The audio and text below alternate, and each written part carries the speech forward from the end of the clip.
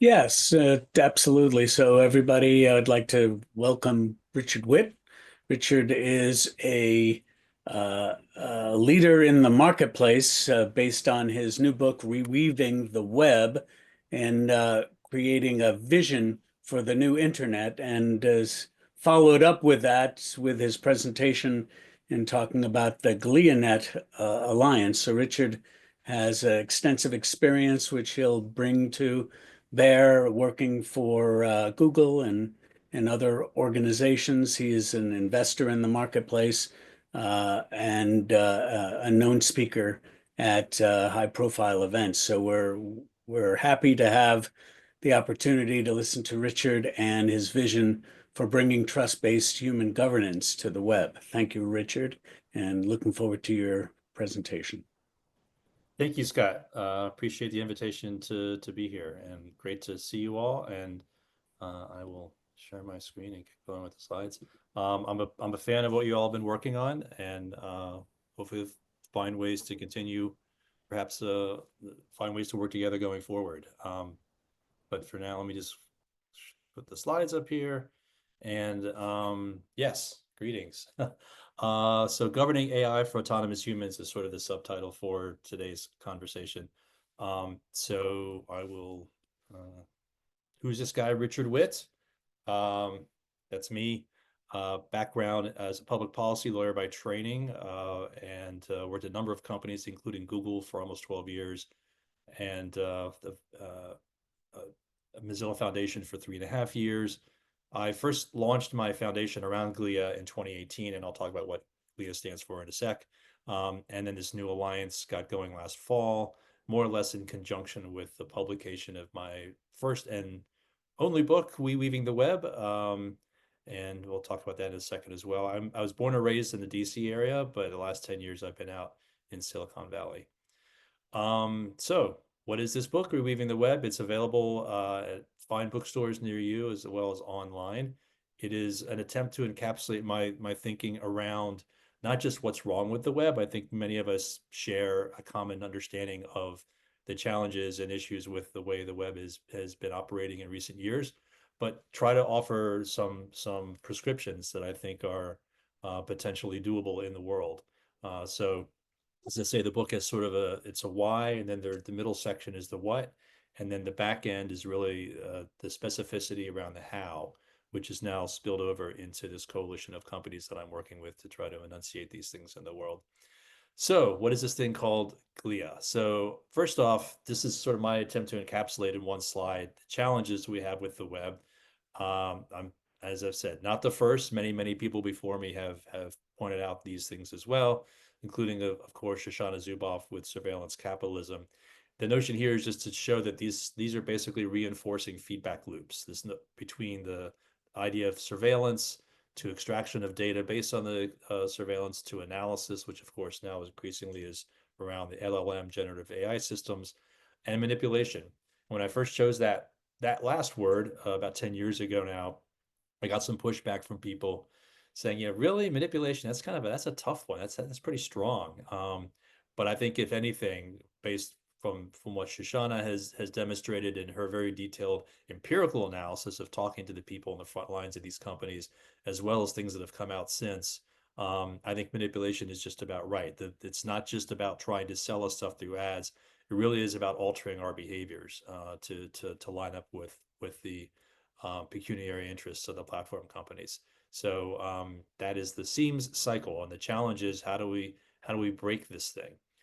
The GliaNet is my proposed answer. I chose the word glia because for a couple of reasons. It's the ancient Greek word for glue, and I liked it in the context of the old saying, "The trust is the social glue that binds us together." And that's true as human to human. It's also true in terms of the institutions in our lives, our marketplaces, our political systems.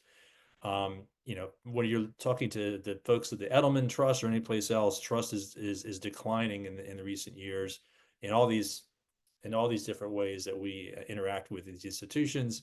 And the web certainly did not create that lack of trust or decline in trust, but it has exacerbated it, I would say, largely through the social media platforms and how they create the extremism we're seeing now showing up in our systems elsewhere. Um, I also like the notion of Glia because of the mantra, with great power comes great responsibility. That's Uncle Ben to the young Peter Parker. Those who have the power tend not to be accountable to it for it, and we need to figure out how to sort of create that accountability again. And then the glial cells in the human brain, which is an interesting story going back to the late 19th century, when those who scientists who were first scanning the brain using devices that picked up electrical signals, they could find the neurons, the neural structures really easily, right? But then they saw this stuff in the middle that looked like inert matter to them, and they said, well, this doesn't seem to do anything. It seems to just be gluing the neurons together. Let's call them the glial cells. The reason they couldn't see them is because the glial cells operate on chemicals, so much slower reactions, not picked up in terms of the electrical impulses that were showing up in their detectors. We now know the glial cells do a great many things to protect and enhance and promote the neural functions. I like to say in Silicon Valley, we have way too many neural networks, not quite enough glial networks. But from the average consumer or average individual's viewpoint, a lot of what we were missing online is also just everyday support, people to help me that I can have some legitimate trust in. So the notion of GliaNet is a what I call a layered fabric that brings trust into this, but at the different ways that it shows up, within a larger network. Governance, of course, is the thing that many people will look at, and I have this idea around our governance should basically enhance our digital selves. So the D of digital should actually be greater than what we have in the analog space. And in fact, today our rights and our autonomies and agencies, I would submit, are less than what we have in the day-to-day analog world. It's also markets, so business models and the need to create markets that serve people, technologies, what I call edge tech. We're today, of course, all talking about agentic AI, but there are other forms of technology as well. And then finally, public policy. Are there various incentives or inputs to create the kind of innovations we're looking for? And that all four of these need to work together. We have to think about it holistically, not just as one or another. One of my issues with the way sometimes we think about things in Silicon Valley is it's all about the tech. If you create a technology, for example, at the proverbial edge, that's enough. When in fact we need to make sure that the rules of the road, the governance are in alignment, that there's a business model to support it, and perhaps public policy support as well. So the basic concept here is around what I call a net fiduciary. And the net fiduciary takes itself from the common law concepts we've seen going back hundreds of years in professions, and I look mostly to the United States, but this is common in other countries as well. The best examples are the medical profession, the legal profession, certain types of financial advisors, even librarians. And when you look at the literature on this, it's interesting that the common theme is that we lean on the fiduciary law whenever there is a power asymmetry, an imbalance between an individual, let's say, and either another individual or an entity. And the classic case, of course, is a doctor. I go to the doctor, I've got a mysterious rash in a place I'd rather people not know about. She helps me, right? She uses her expertise to figure out what's wrong. I'm sharing confidences with her I wouldn't probably want anybody else to know about. And that's creating a relationship based on trust. In this case, the duty of loyalty as the doctor to me as the patient. Similar for lawyers, financial advisors, et cetera. So the idea here is we have this where there are other power asymmetries that have popped up over time, and society recognizes that with this application of these fiduciary duties and these professions that have built up around them. But we don't have anything like that, certainly in the 21st century, for our data online and now increasingly our interactions with AI systems online. And yet those same power asymmetries, I would submit, exist. In some cases, they're even greater than they would be going through these other types of fiduciaries in our life. So the core concept is trying to import into the web the ideas of from fiduciary common law, the duties of care and loyalty in ways instantiated in ways that people can benefit from.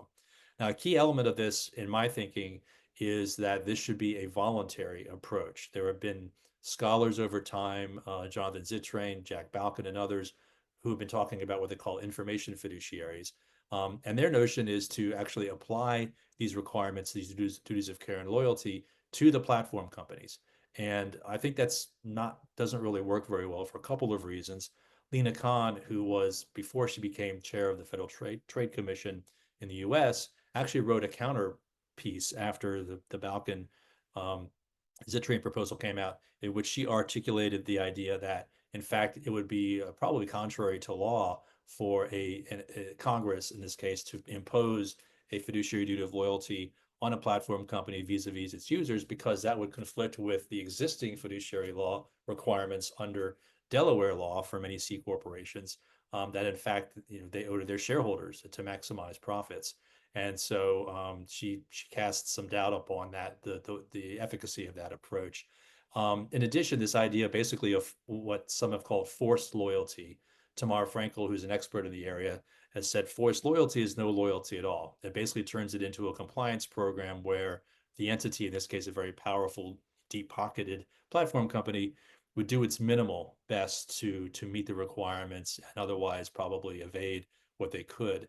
And so to me, really, it comes down to the need to find entities who are willing to take these obligations on because they're ethical, but also because of their good business. We'll talk about that in a second. But that it's a willing buyers and sellers situation, not one where the fiduciary obligations are imposed. This is my attempt to take the three fundamental fiduciary elements, which is the duty of care, the so-called thin duty of loyalty, which is the no conflicts of interest. I call it fidelity. And then the highest level of loyalty, which is to promote one's best interests. Those are the three primarily ones recognized. There are other ones like good faith and confidentiality, but these are the basic sort of proactive ones that are owed. And then I try to line them up with an example in each case from the web.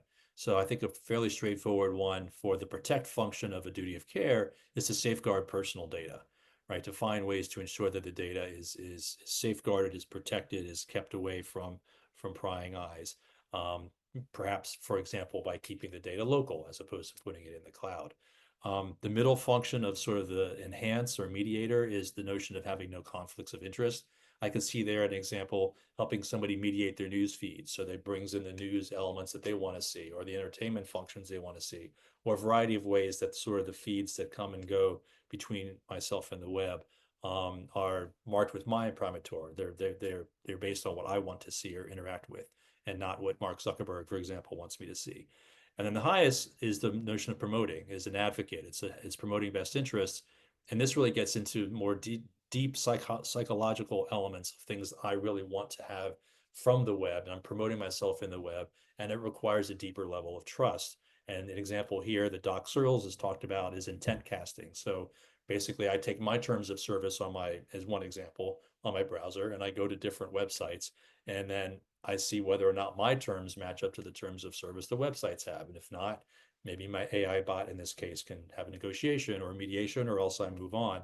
But it's an idea of like putting myself out in the world in ways I'm not able to do today. So this is one of the ways that these two elements match up. So the net fiduciary, and then what we're increasingly calling the agentic AI. I call it the authentic personal AI agent. In this case, it's authentic because it actually does work for me. Bruce Schneier has written about this, and he has this great phrase, the double agent, right? We're using something like Copilot, which is a great marketing name, because we think we're sort of in the game there with the Copilot up in the front of the plane. As Bruce says, no, I'm sitting back in the economy section. Copilot still runs the show. It's still taking my data. It's still trying to make some decisions on my behalf, and yet it lacks any kind of real relational connection to me, aside from some terms of service that I agreed to, 5 years ago or something. So here the idea is that you have the combination of the fiduciary and the personal AI agent representing me, perhaps using small language models, for example. So it's all trained on me and my information, my data, maybe my family, my community of interest, et cetera. And then they interact, that fiduciary and that AI collectively interact with the other AIs, corporate/institutional AIs in the world, under those same terms of care and loyalty. So in the book, I talk about this provisional theory of change, that going back to the multi-layered approach that I showed. So looking at things like private governance, how you design the technology, any kind of public governance implements coming from the political sector, and then the social fabric, which in some ways is the most important, which is convincing people that there is something better than what we have today. that don't listen to Eric Schmidt when he tells you privacy is dead, move on, it's all over, or his notion that you must have something to hide if you care about privacy.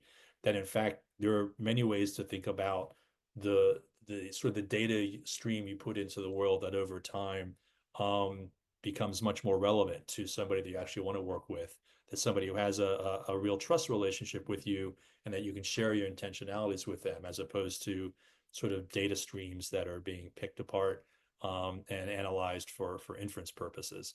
So trying to demonstrate that things can be a lot better than they are today with very concrete examples, I think is important for people to then say, okay, I want that in my world. So this is the proposed theory that still to be, of course, proven out. But these are some of the elements there about creating ultimately the markets for willing sellers and buyers using net fiduciaries, authentic personal agents, and other kinds of edge-based technologies.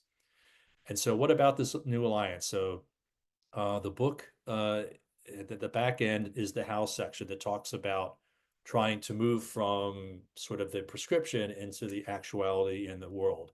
And so back in October, I started collecting. I now have 20 different companies, mostly smaller startups based in Silicon Valley, pre-seed, early seed round companies, a few from other places in the world, and then consumer reports. So these are all my sort of anchor member entities and companies. And it is an attempt to use some of the learnings from the community of practice approach that has been used in other places to build an actual practice around being a net fiduciary. So looking at it from these same perspectives, how do you govern? What kind of business models would be ethical, but also would attract people? What kind of technologies do we think would help to make this happen? And what, if any, public policy implements are necessary for it to work as well? So this alliance is now in the world. We have monthly meetings. We have 8 working groups established to work on all these different elements going forward. And I'm excited to see where we take it. This is just a basic statement of principles. We acknowledge that the web, the current paradigm is unacceptable, that we need to embrace more human-centric approaches using fiduciary common law type principles as the bedrock. We welcome collaborations, so the companies are working together on things internally as well as inviting collaborations from outside of our little group.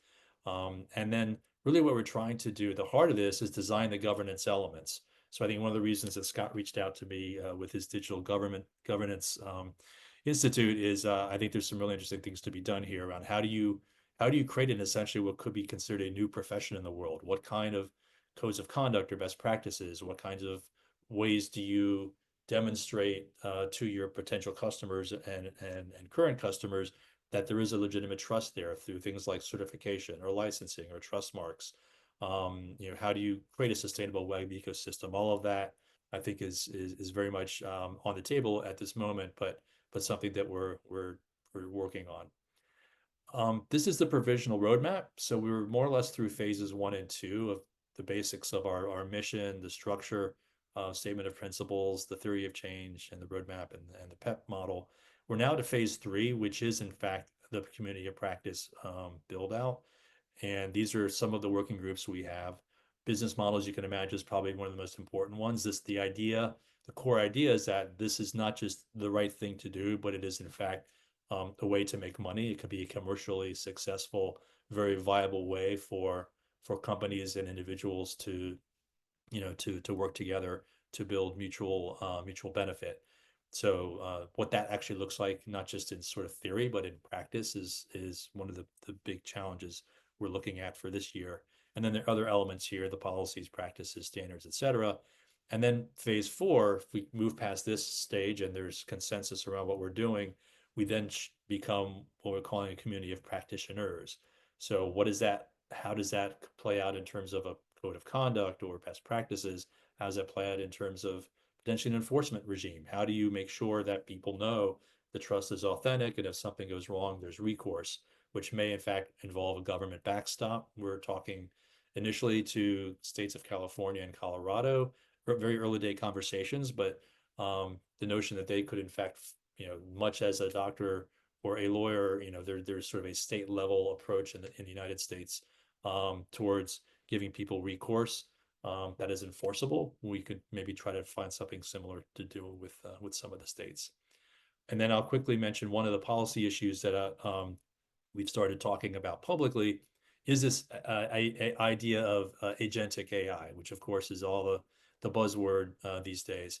And as we point out, there's two different aspects to being an agent. The one that OpenAI and others talk about is what they call agenticity, which is the measure of capability of doing stuff in the world, complicated tasks in a complex environment. But the other piece of that that often is overlooked is the on behalf of someone else.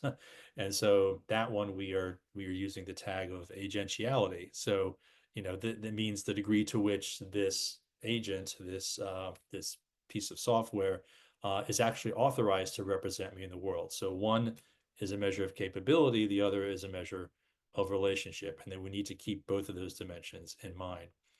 And this is one attempt to demonstrate that, which is our good friend Clippy from the late 90s, for those of you who were around then. Clippy was mildly annoying, in part because he was ubiquitous, but didn't really seem to have much to do. He just sort of was hanging around on our screens. So Clippy is a great example of sort of the ground zero, right? Very little capability, but also really didn't do a whole lot in terms of, for example, intruding on my personal privacy, at least as far as I knew.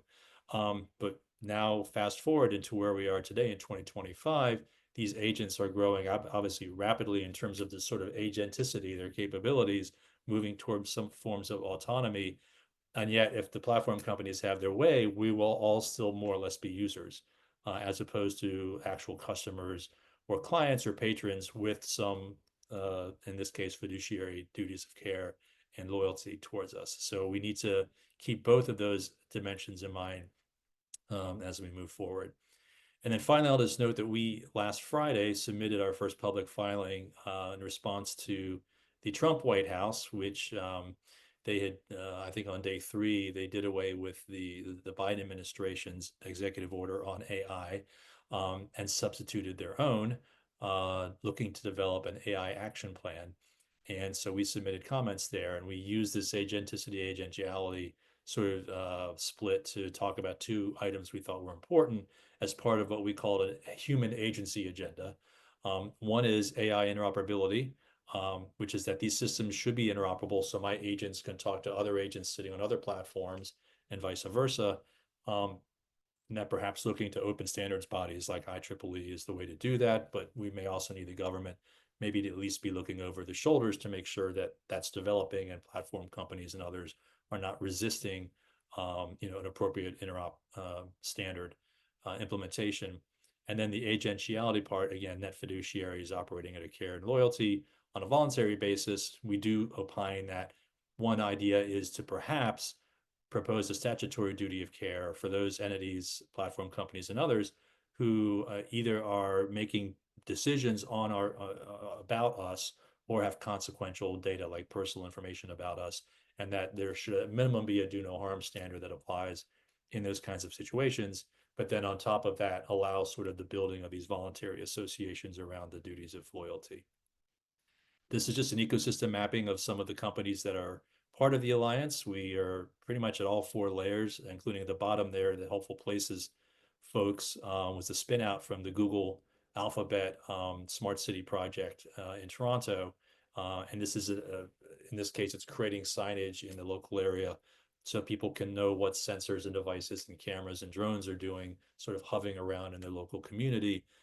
They could quickly get that information through an app on their phone if they scan a QR code and a color code at the site. But the next step is building AI agents that can then sit on your phone and they can actually tell you in real time what's going on in your smart city environment. The notion is you not only get information, but it's actionable information. And so that aspect of it is something that they found attractive to bring to our alliance. And they want to build a fiduciary duty of loyalty on top of that to the patrons and people who are pedestrians who are using the area. So anyway, this is just a mix of the folks, including Consumer Reports, who's building out their own AI agents, and they want to brand it as a GliaNet project, which is exciting for us. And that's just our little leadership team. I'm the president, acting executive director, and bottle washer. We're actively looking for funding. The alliance will be set up or in the process of being set up as a nonprofit. So it's a 501c4 perhaps C6. We're still figuring that out. But looking to basically attract funding from the nonprofit sector into as an envelope around the for-profit companies that are actually doing most of the heavy lift. And with that, I thank you very much. Awesome. Carly, did you because I've got a question if Oh, go ahead, Eric. I'm assuming there's one or two. Yeah. yeah. No, For sure. I'll pull up the chat. I hadn't a chance to look at it while I was talking, but I'll try to read it through at the same time. But yeah, please go ahead. okay. No, so thank you for that. That's interesting. And so one of the questions that I have is, and you started mentioning it at the very end, and it's about how you demonstrate this to the public that you're doing things differently, because there's, we find that the user experience when you're trying to introduce trust technologies into the wild, and you're trying to differentiate yourself from how things have been done in the past, and yet you're also trying to reduce friction so that you can keep users or customers or attract. And we find that when the users come and we tell them that, no, this is done differently, we're really not taking your data, we're really treating it differently than somebody else, but it's really difficult to prove. And so there's difficulty in conveying that trust. And so I'm wondering, are you guys talking about that or how you're approaching that? Yeah, that's a great question. And, we all see, I think, the ads on TV for a certain financial services company that says, we're different. We're a fiduciary. And so in a few seconds, they try to explain, well, we don't take money from people to try to sell you stuff. We try to do it based on what's good for you. And our model, in fact, is we do better when you do better. So, one of the many things we're wanting to explore is how successful is that as a marketing pitch? Does that work for people? Do they respond to it favorably? Is it sort of okay, whatever, you're probably still trying to rip me off anyway? Those are all, very legitimate things to be explored. And yeah, it's whether people can sort of really understand that. I think when I keep using the notion of like, this is like a doctor for your time on the web, trying to make it correlate very directly. People for the most part in the United States dislike the healthcare system, but they tend to like their doctors, right? For a reason. They probably, hopefully, in many cases, have a chance to actually choose their doctor, but they tend to like them, they trust them, right? So I think using analogies, looking at the research to see what's been working in the marketing environment, I think both are important. Right. And then also then demonstrating, like, if you were in an environment where you could freely share your your personal data, and the book tries to sort of unpack that, to say data really is sort of it's a construct from the computer world. It's basically what I call our life stream. It's everything we do in the world, and somebody else is calling it data when they find it relevant for their purposes. But why can't I just treat this as my life? And then, whatever chunks of that or pieces of that I find relevant and meaningful, whether for commercial purposes or not, I should work with somebody to help me figure that out. So trying to demonstrate the different ways that the userhood, what I call userhood, versus being an actual patron or customer, and being very concrete. In the back of the book, I have examples from Carla, my sort of fictional, as I carry through, to make it very real for people. But I think anyway, long way of saying, much work to be done to see whether and how these kinds of pitches will actually work for many people. Right. Because there's also, following on that, there's in the AI world, you always come back to explainability. It's like, I don't know what's going on behind the scenes. Please explain it to me so I can at least have some way to judge it. And so I'm wondering if the explainability is creeping into the UI or the UX as well. Yeah, and I think that's when you have, let's say, if you have an agential, not just agentic, but agential bot sort of maybe on your screen doing things for you, right? You click on it and there's a reminder, no conflicts of interest, working for your behalf, not selling, sharing your data, right? Like this is an iteration of all the reasons this is different than anything else you might grab onto, where there probably is no such transparency. Thank you. Yeah. Feel. Yeah. Yeah, there we go. Interesting. This coincides. I'm working with what is a new diff working group which is the Hospitality and Travel Working Group. We're working on a personal data profile for hospitality and travel. And some of the motivators is the travel industry wants to do much deeper personalization. That's their competitive edge. You know, okay, you're going to spend money, but you're going to be a lot more satisfied because we really do understand you. And part of that is driven on the other side by the cyber insurance company going, you have all that personal data sitting on your servers?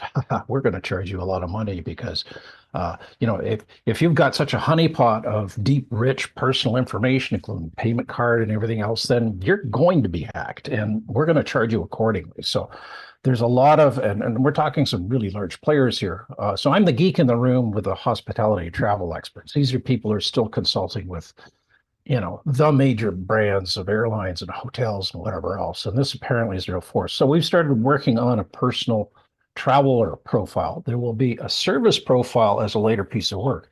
It's enormous.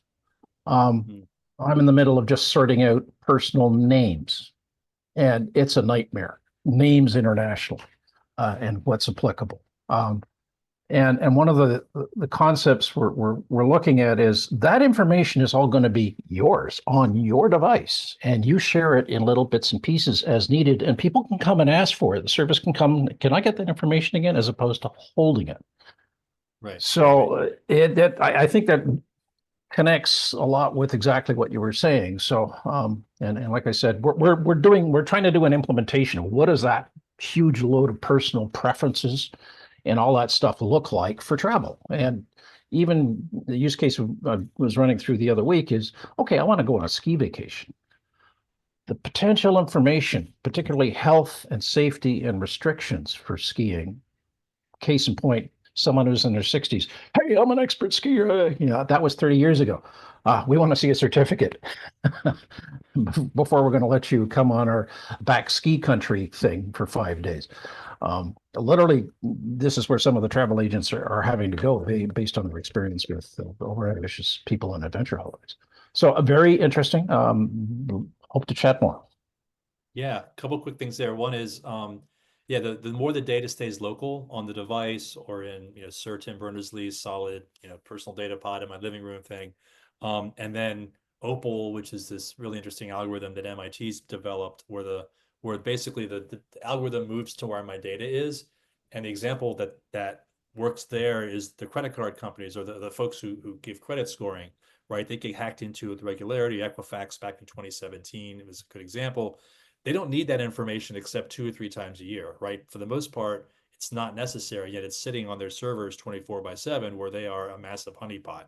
But what if you use the algorithm, come to where your data is, get the information necessary, thumbs up, thumbs down, do they get a credit card, drop the data, move away, and the radioactivity of that data never ends up on the balance sheet of the credit card company or the credit scoring companies.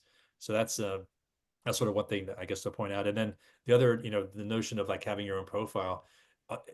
In this approach, at least, you don't have to replicate the profile, you know, thousands of times in every possible different setting. It's basically your one profile that your entity or your agent or agents can help put in the world. In this case, I wanted that 3-day ski day holiday in Denver.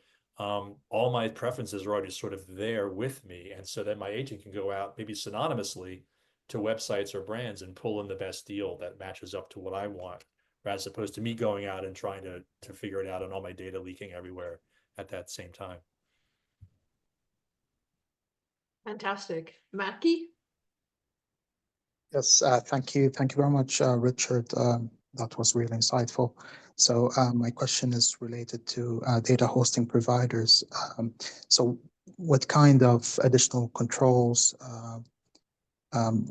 just to provide the users with additional confidence, I would say, in terms of how their data is being used, should the data hosting providers be more vocal about? So just to provide that clarity and transparency in terms of, you know, their data not being used without consent, and if there's any kind of if there's any possibility for breaches, like how can what's required from them to be more vocal and transparent with users? If there's a possibility of breach, data breach in particular? Yes, there is a risk of breach anyways. But Always. in general, like what kind of policies or declarations they need to make much clearer to the user about how their data is being Sure. stored and used. Yeah. Yeah, yeah, and again, you know, if the starting point is I don't want your personal data, it's yours. You know the starting you keep it where it is. Okay, now you want me to help you manage it. Okay, well we need to make very clear we're doing our very best. We're not going to sell it to a data broker. Or we're not going to leak it accidentally to somebody in the marketing department try to sell you something. So I think you have to be just super transparent about the relationship you're trying to build at the outset that is not based on the data. And then as people want to start sharing more information, being clear again, like where the equities lie, if there's a liability because I messed up and breached on my part, that clearly has to be part of the fiduciary notion, right? The same thing as unfortunately a doctor is negligent and something happens, then they're culpable as well. And I think a lot of this then goes back to what's the ultimate recourse. It has to be more than just, hey, sorry, I messed up. Which of course today under the terms of service we see from the platform companies, that's more or less what you get. You don't have anything more than what the smartest lawyers in the world can write up on a sort of a one-sided basis. So there has to be an understanding of like where the shared liabilities or concerns are, and then ultimately recourse if it means, hey, we turn to a state enforcement authority or somebody like that. I think that's the right thing to do, but I think it's also just you can't really build trust that's authentic unless you can back it up with something. And so I feel like that's the way you have to go with it. Fantastic. I have my question, and that is about so I can't remember the words that you used to describe the AI, but essentially you're categorizing on two axes. Then one, you've got like technical capabilities, and then the second axis is kind of like allegiance. Mhm. That, I mean, that's really interesting. It's certainly not discussed when people are talking about the capabilities of AI systems today. It's always about, how human it sounds, et cetera, et cetera. For if one were to evaluate and discuss allegiance of AIs, do we have is what GliaNet is working on is kind of a profile of a profile of questions that one can ask in order to query the AI to determine its allegiance level. And then that can be kind of revealed as a score, multidimensional probably. It reminds me similar in agri-food, there's a trust mark where they have a simple set of 11 questions and the lawyer goes through the terms of service and rates that company, and it either has the approval trust mark or not based on that. And how do you see the practicalities of my term of allegiance of AIs? Yeah, great question. And we're starting with just a notion of how these fiduciary duties get put in place in terms of the business model and the policies and practices of the underlying entity, in this case, the net fiduciary. So having a deep understanding of that, which we're still working on, and we're talking with academics and others to help us really sort of make that very, very clear and understandable, and grounded. And then the important next step is then how does that then play out in terms of the way that the agent is programmed, right? What is it that's there to ensure that there's more or less this sort of seamless shift of the duties from here to there. And then I think to your point then as well, you'll probably have different levels, right? So there may be some folks who say, you know what, all I feel comfortable with is a duty of care for this agent. My agent will do its best not to harm you.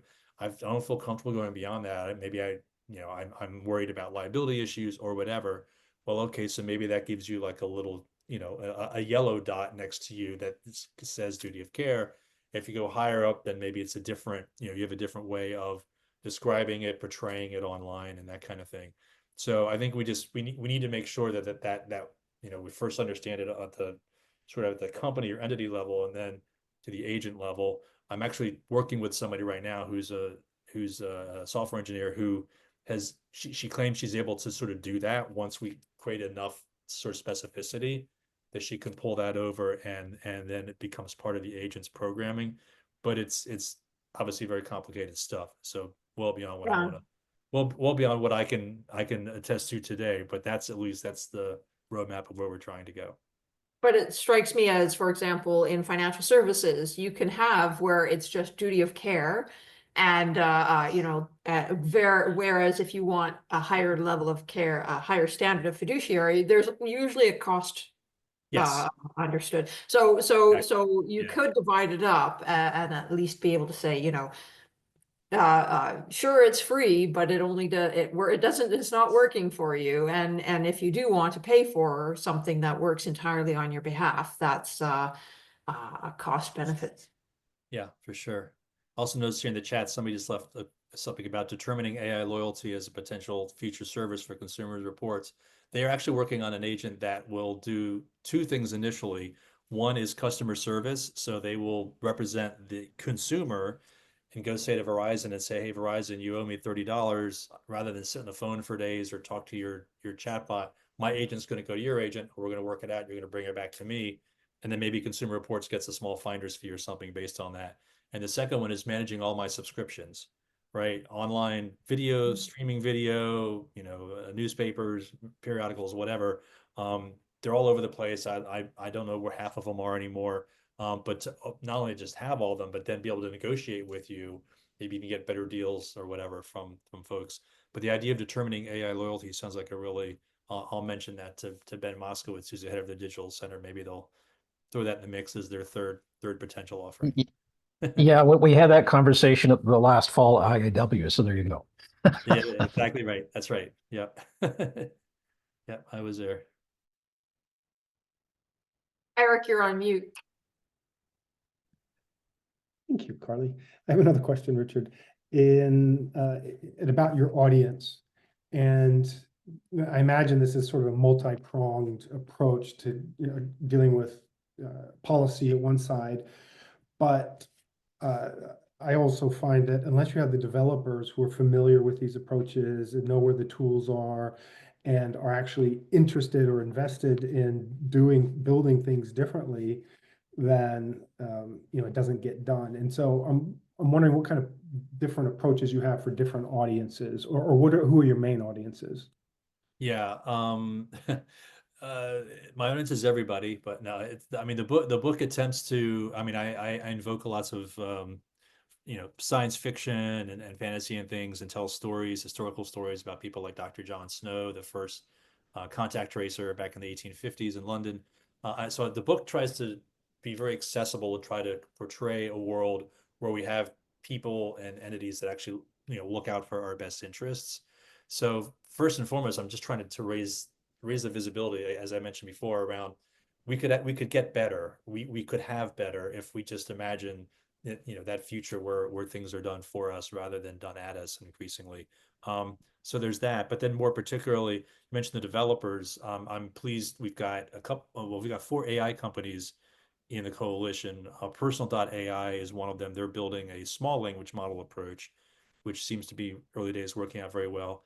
And then a nonprofit called Kwai, KWAAI, run by Reza Wasoul, who was a former chief technology officer at Real Networks. And that is an open source nonprofit volunteer LLM. And they have 1,000 developers on board. And really, really exciting. And they basically want to build the fabric so everybody can come bring their agents and sit on them. And they want to have fiduciary duties to the developers and to the agents. So that's how we're sort of working from that angle. So, we started 5-6 months ago. We're still fairly early days, but those are a couple of examples where, particularly with Kwai, I think, having, as you say, having the developers on board is so important. And I think doing it as an open source approach also makes a lot of sense.